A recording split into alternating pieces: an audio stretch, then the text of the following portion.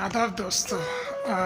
आज का जो मौसम है और जो एक खून की है, इसमें हर तरफ एक तन्हाइयत सी है, एक उदासी सी नज़र आती है, जैसे कायनात बहुत बेरंग सी हो, जैसे यहाँ पे कुछ भी देखने लायक मौजूद ना हो।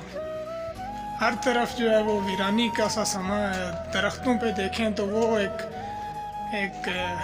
एक ख़ज़ां रसीदा हालत में कायनात उजड़ी हुई लगती है गोया।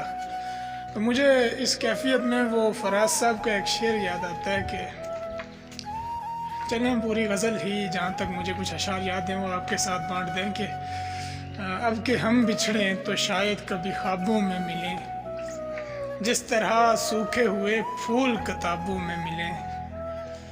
तू खुदा है न मेरा इश्क फरिश्तों जैसा, दोनों इंसान हैं तो क्यों इतने हिजाबों में मिले। और ये शेर देखेंगे, ढूंढ उजड़े हुए लोगों में वफा के मोती, ये खजाने तुझे मुमकिन है खराबों में मिले। अब न वो मैं हूँ न वो तू है न वो माजी है फराज, जैसे दो शख्स तमन्ना के शराबों में मिले।